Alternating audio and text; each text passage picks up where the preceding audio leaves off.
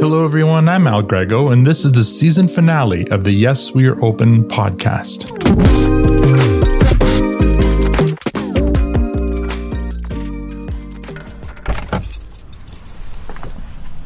Today, I'm back in Mississauga, Ontario at a familiar building. You may recall in the first episode of this season visiting Stephanie Wilkinson and Reed Hall of the Athlete Matrix and their impressive facility. One of the main tenants in this facility is none other than the Ontario Blue Jays, an amateur baseball program geared toward preparing student athletes for the next level of baseball. Hello. How's it going? Good, how's it going? I'm well, thank you very much. That's Stephanie Wilkinson, the owner of the Ontario Blue Jays, welcoming me into the building. As I enter, I'm led through a pleasant two-story lobby with a staircase leading up to the second level. To my left, the entrance to a sports performance clinic, and to my right, there's a gym. But Stephanie leads me past both of those and the staircase through a hallway which opens up to the most impressive part of this building. I walk onto a 60-yard running track. Beyond the track is nothing but field turf segmented by netting into stations for batting practice, fielding, and pitching. To my left are more weight machines. The sound system is playing hip-hop while a couple of teenagers are working out. To my right are more pitching mounds. In total, there's approximately 35,000 square feet of indoor space dedicated to baseball. It's any young baseball player's dream. According to their website, the Ontario Blue Jays lead Canada in college placements, MLB draft picks and signings, Canadian national team players, and Major League players. Entering their 25th season, the Ontario Blue Jays have truly become a national brand amongst baseball programs. But as you know, the last few years haven't really been too kind to organized sport. So how did the Ontario Blue Jays fare during the pandemic? Well, we're about to find out.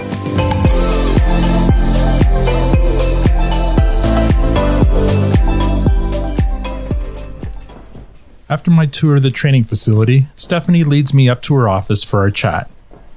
While the training facility might have been a little quiet, given that it was the middle of the day and most kids were attending their first day of school, up in the offices of the Ontario Blue Jays, there was a palpable energy, like I had just walked in on something important. Turns out I was right.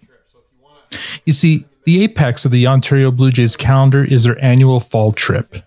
It's what they work toward every year, and that trip was only a few days away. We'll learn more about that in a bit. But first, here's the Ontario Blue Jays origin story. When were the Ontario Blue Jays founded? They were founded in 1996 in Hamilton by Gary Wilson. When did you take over? I became involved in 2015, 2016, and then a lot more of my time maybe in 2018.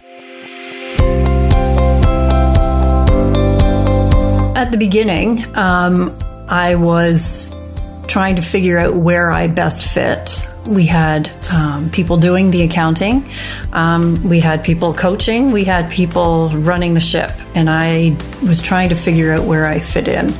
I had a lot of ideas. There were a lot of great people who had those ideas with me, and that would be where I found I wanted to be here every day. I wanted to be here to give the kids, the players, the athletes, something to look forward to. The blue sky thinking is what I think of. You know, it's like, where can we go from here?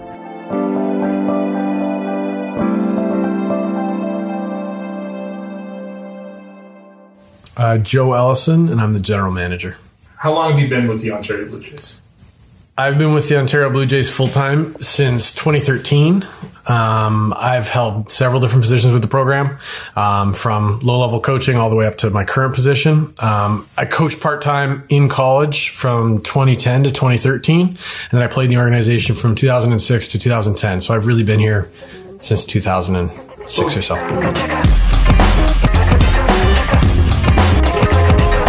So you're the perfect person to ask about those early years. I mean, before even Stephanie joined. What was it like here?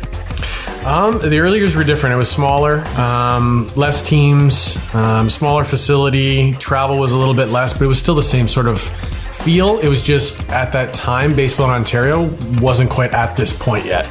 I feel like as we've grown and as the years have gone by, we've had the opportunity to grow with the times, so to speak. And as baseball's grown in Ontario, we've had that chance to keep going. Why did you come back to the Ontario Blue Jays? For me, I think it was something I always wanted to do. Ever since I played for OBJ, I always kind of thought down the road I'd want to coach. I didn't think necessarily we'd get to the point it's at now where I'd have a big role in the program. But it's something I always want to do, give back to the kids. The people gave back to my years, and I want to do the same thing for them. It's always been trying to give graduates of our program an opportunity to continue playing at a collegiate level in the States, whether that's at a junior college, a 2-year junior college, or a 4-year school, or, the 2 plus the 4-year school. Through that comes from our fall trip, which this year begins September 10th. It begins in Illinois and goes through a whole bunch of different colleges and universities on their way to Jupiter, Florida, which is sort of the culmination of the entire year.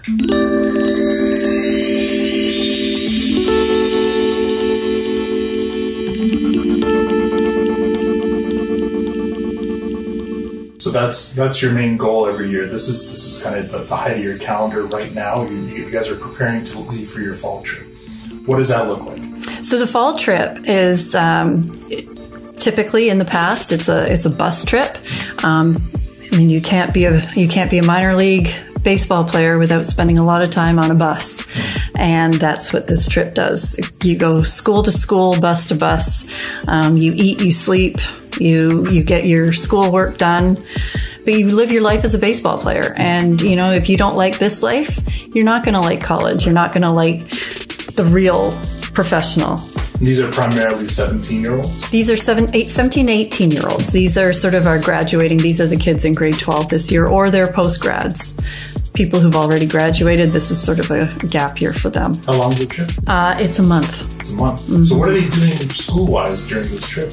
Everything is better this year. Everything is online. Oh, yeah, so I guess it's easier. It's easier to stay in touch with teachers and with your classmates by everything being online. Up next, the Ontario Blue Jays have become one of Canada's premier baseball developmental programs, and there seems to be no slowdown in sight. But what happens to a business when the only source of revenue stops abruptly, without warning, or any clue as to when it'll return? Stay tuned to find out.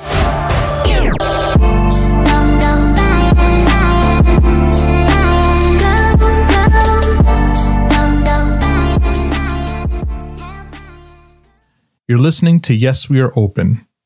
For almost 25 years, the Ontario Blue Jays have been helping young baseball players realize their dreams of playing at the college level.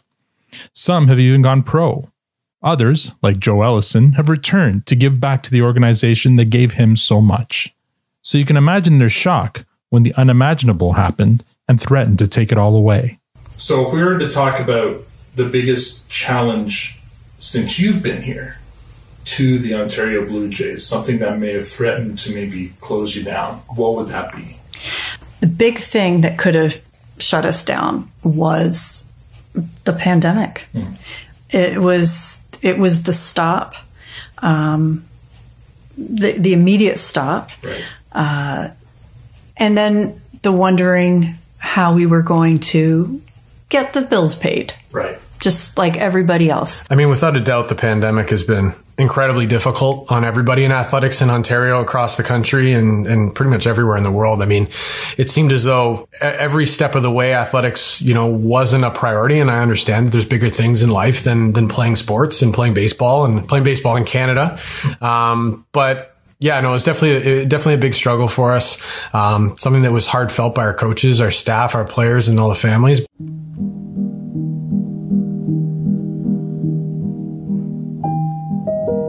What we didn't, what it ended up being was we stopped immediately taking payments from families. If we were as confused as everybody else, we weren't going to add to that confusion for everybody and that difficulty. So right away we stopped for 3 months. And then over the summer we don't collect. And then last fall, everything was normal for September, October, November. And then we're in Peel region, and we fell under the very first and the longest lockdown. Right. So we were locked down through December through to June. And again, until May, when we started preparing for our summer program, we didn't take money again. So there was another 6 months of no fees. So March 2020, this whole pandemic thing happened. I was at IMG Academy. I was sitting in Tampa waiting for the bus to leave and for the trip to kind of begin. And that was when they pulled, I can't remember the team off the top of my head now. The NBA game got canceled mid-game. We begin with breaking news on this Wednesday evening. The NBA season will be suspended following tonight's games, as this was the scene in Oklahoma City tonight. The Jazz and Thunder sent off the court just minutes before tip-off. And I was sitting there with another one of our employees at the time, and I said, holy crap, we have a really big problem here, because if they can't play, how the heck are we going to bring 100 kids from Canada to Florida? So we immediately got on the phone with Stephanie and Joe and Corey, and we have the tough conversation, and we must have flip-flopped 4 times that week. I was in bed early on that particular Wednesday night because I had a 6 a.m. flight. Right. And Joe Ellison called me at 10:30, and he said, everybody just walked off the court. Wow. In that basketball game. And that woke me up, and that was it. We got them home 2 days later. We made the decision. I mean, it was funny now, but we struggled so hard on that Thursday and Friday. We're sending the bus. We're not sending the bus. We're going to go. We're not going to go. And then finally, we actually had made the decision to send the team, and then flip-flop 30 minutes later after another announcement. And I think it was the right decision. It was a hard decision at the time. And there's nothing in life that prepares you to make that decision, right? And it's what the kids look forward to, but crazy time.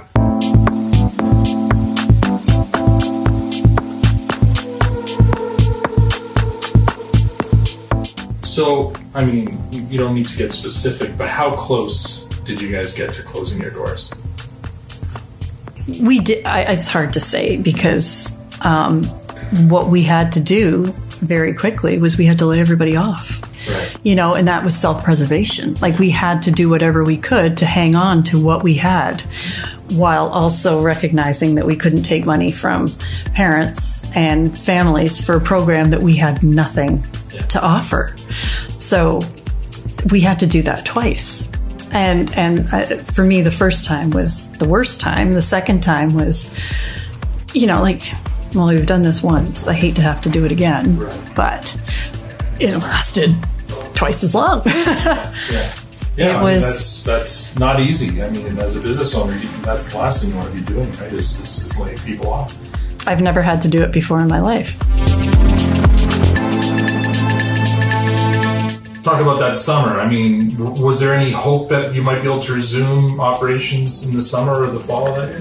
I think we were pretty optimistic for the most part. I mean, we talk, pretty much daily as an upper management and as a group and as a coaching staff, and discuss, okay, well, maybe once we get to this color or this stage or whatever it was back then, we would have that opportunity to find our way out of this. And what would we do? And we probably went through a plan a month on, okay, if we start on this day, this is what's going to happen. If we start on this day, this is going to happen.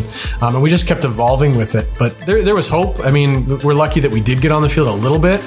But I guess, we tried to be as optimistic as we possibly could, but it's, wasn't easy sometimes.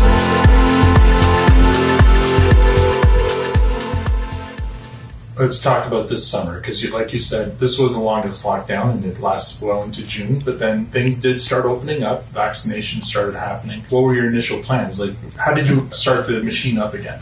Well, like we were saying earlier, the overall hope arc continued to ride like an ocean wave throughout the lockdown.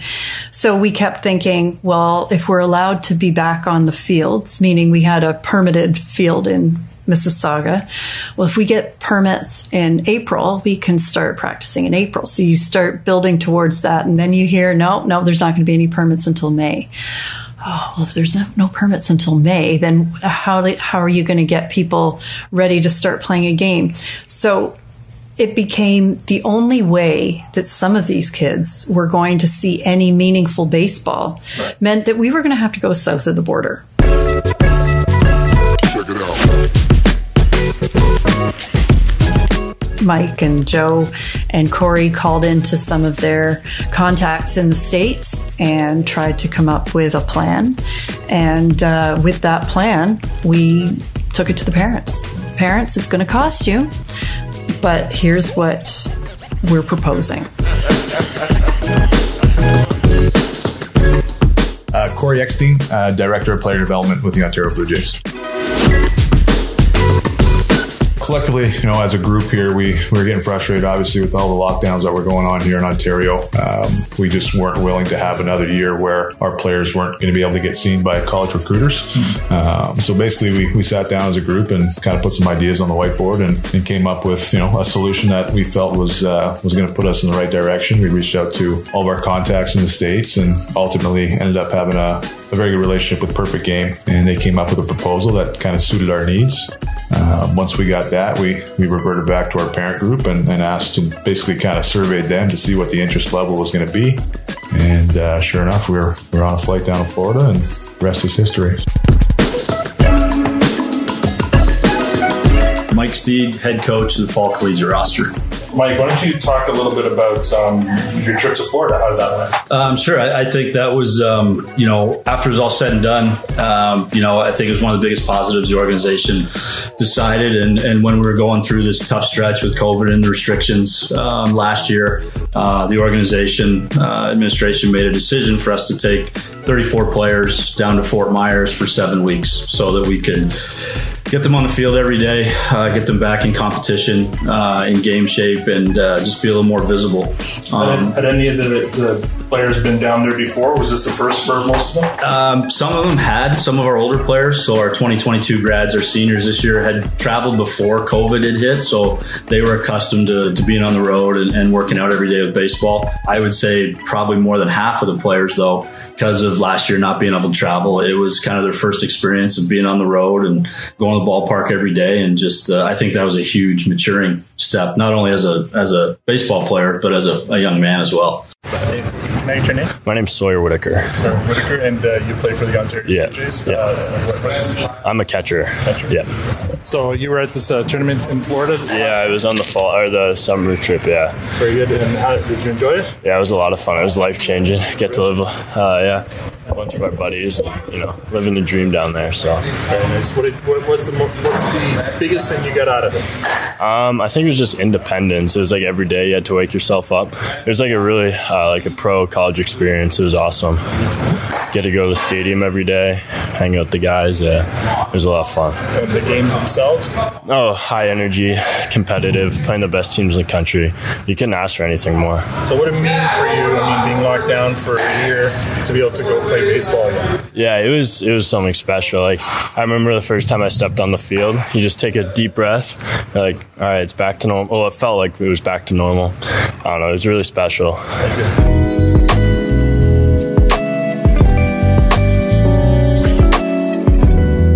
It was something that was in the works, I would say we started talking about probably February, March, that, as things progressed with the pandemic and things didn't look like they were going to open up or we weren't sure, we started having serious conversations about we can't just sit back here and wait to see what happens. We got to be proactive for our kids that need to go to college and that need to be seen. We went through 3 or 4 different ideas, from going to Oklahoma to a college that I went to this Florida idea, and then it all kind of came full circle, ended up being a Perfect Game partnership or agreement to go down for the summer, and then it all kind of just fell into place, and we put it out to the parent group, and they were incredibly receptive to it, and it all worked out great for us in the end. Once you got down there, what was the order of business? We got in. Thankfully, we had beautiful weather for the most part. It does rain there quite often during the summertime, but we tend to get all of our work done during the morning time. We had access to the old Boston Red Sox stadium, so we had full access to the clubhouse, to the laundry, the stadium every day. We were pretty spoiled down there. From a visibility standpoint, the tournaments that we played in 4 tournaments over the course of summer with a bunch of exhibition games, and lots of college guys that came out and watched us. Competition was good. But from a development standpoint, if we look at the kids over the course of summer that came back compared to those that didn't, I would say that, they're not above and beyond the kids that didn't get a chance to go, but you could definitely see some significant differences. I think we held our own, and we saw just a natural progression. Obviously, when we first week and a half, was getting back on the field, which they hadn't been on in probably over 12 months for some of them. So it was just that process of just becoming athletes again, just getting out there and doing the baseball things that they've grown up doing and that we've had, the training in the past to do. So I think they were ahead of us, the American kids, when we first started. And I think by the end of the trip, we were right back on par. And, it showed it was a nice thing for our players to win the last event they played in down there. And they took the championship back in a Florida tournament. So I think that was the icing on the cake. Any serious interest? From players, as far as schools are concerned, yeah. We had one player sign with a nationally ranked junior college in McLennan, Texas, Manny Alberto, and definitely a lot of other players that have had contact from schools. Nobody else has signed as of yet. Typically, late fall is when you'll start to see a lot more guys sign with schools. Yeah, we were the only Canadian team across the country that ended up going south this year for that extent of time. I know there was a couple other teams late summer that ended up going down for some tournaments, but for the most part, they all stayed local up here in Canada.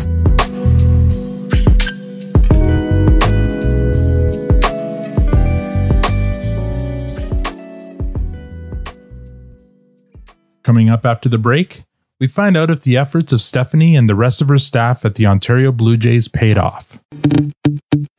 This podcast is sponsored by Moneris. As a business owner, change comes at you fast. That's why Moneris is right by your side as you innovate and adapt, so you can get paid. With solutions for businesses of all shapes and sizes, we're proud to help Canadians like you achieve their goals. From online, in-store, curbside, and pickup solutions, Moneris is there to help your business succeed every step of the way.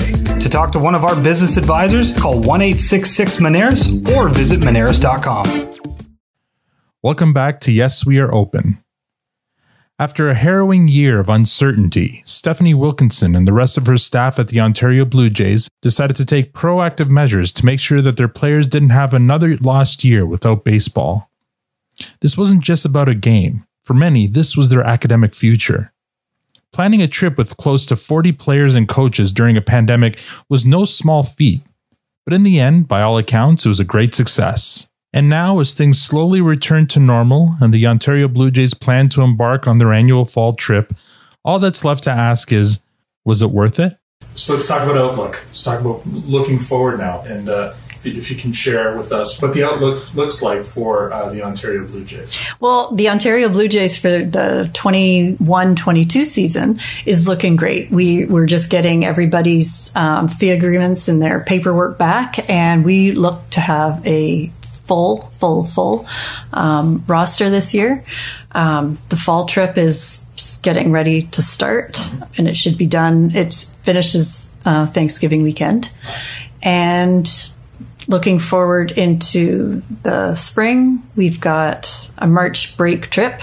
We've got some other things happening in April, and we're planning our summer as well.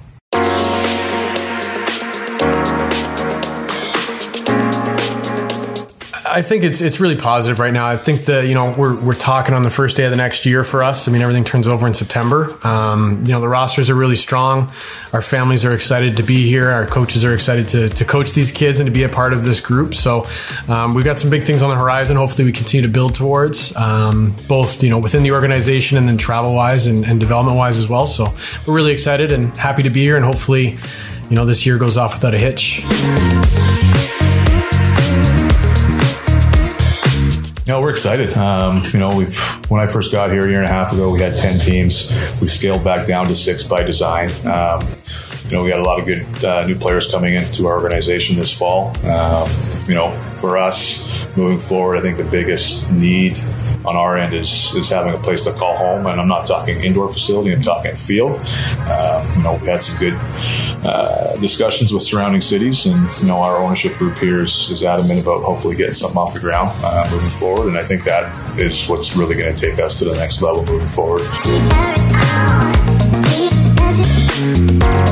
I think the organization's in a great place. I really do. It's been tough on everybody, but the work that obviously our front office with Joe and Corey that I mentioned, and Sean Schaefer, who's one of our assistants over there as well, they've done a great job, bringing new kids in, recruiting, as well as, all the coaches here, keeping the players, existing players, in shape and on the right path and progression-wise to moving forward. And obviously our end goal is to help these student athletes move forward to university in the U.S. and hopefully obtain a scholarship.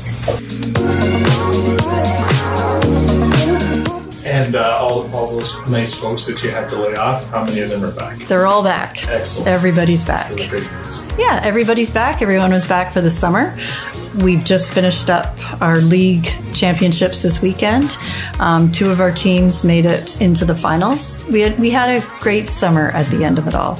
And our future, we're looking to build a complex.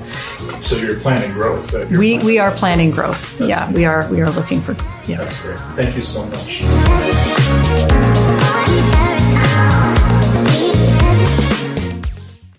That's the story of the Ontario Blue Jays. When things seem out of our control, often the tendency is to throw up our hands and say, "Oh well, there's nothing we can do about that." But that's what separates the entrepreneur from everyone else. According to branding expert David Breyer, entrepreneurs have one thing in common. They all seek survival and growth. The Ontario Blue Jays had to make some very tough decisions to survive. But in order to grow, they needed to remember their focus, the young athletes, and then they needed to get proactive and take some chances. Luckily, the chances paid off, and as a result, some very talented young athletes have a chance at a bright academic and athletic future. Yes, We Are Open is a Moneris podcast production. I'd like to thank Stephanie, Joe, Corey, and Mike for taking the time to share their story.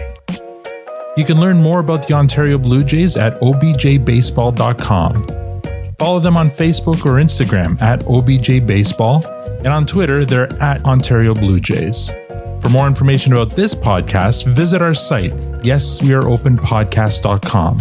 If you'd like to support us, rate us on Apple Podcasts or wherever you get your podcasts. If you're a Canadian small business owner or know of one with an interesting story of perseverance to tell, I'd love to help tell it. You can contact me at podcast@moneris.com. And that's a wrap for Season 1. I hope you enjoyed it. I'd like to thank everyone on the Moneris marketing team for their help and support in putting this season together. It truly takes a village, and there are too many to name, so please check the show notes for their names. I'd like to also thank the amazing merchants who welcomed me to their place of business and allowed me to tell their stories. Athlete Matrix, Saunders Electric, Peace Collective, Supplement World, The Grist, Valley Online, PBR Auctions, and the Ontario Blue Jays. Please support them by supporting their business. Production on Season 2 will begin in the new year, so expect a whole new season of small Canadian businesses and their stories by spring of 2022. Keep an eye on this feed. I'll post updates as Season 2 approaches. And finally, I'd like to thank you, the listener, for listening, subscribing, and spreading the word. Without you, this wouldn't be possible. So on behalf of all of us at Moneris, sincerely thank you for listening to the Yes We Are Open podcast. I'm Al Grego. See you in Season 2.